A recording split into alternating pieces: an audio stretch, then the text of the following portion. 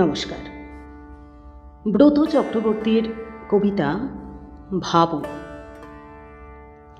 কলকাতার ঋষিকেশ পার্কের এক কোণে যে মেয়েটি ছলছল চোখ নিয়ে বসে আছে, ওকে কি কোনো কথা দিয়েছিলে? আর এখন শান্তিনিকেতনে রতনপল্লীর মেয়েটির হাত থেকে পলাশ নিচ্ছ। এটা কি ঠিক হচ্ছে? চঞ্চল সাম্প্রতিক যুবা, ভাবো। হৃদ চঞ্চলতা ভালো, কিন্তু তা একই সঙ্গে দুদিকে ধাবিত হওয়া কি ঠিক?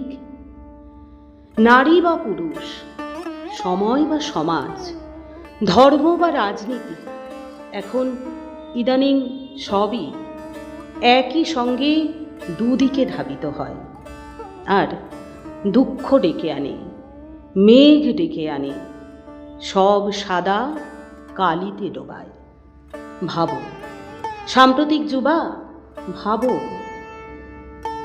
ঋষিকেশ পার্কের মেয়েটিকে দুটো নম্র স্পষ্ট কথা বলো, কিংবা পলাশ ফিরিয়ে দাও শান্তিনিকেতনের মেয়েটিকে, দিয়ে বলো, একটি পাতা মাঝখান থেকে ছিঁড়ে দুভাগ করলে গাছ মরে যায়, ভালোবাসা একদিকে যায়, ধায় যায়।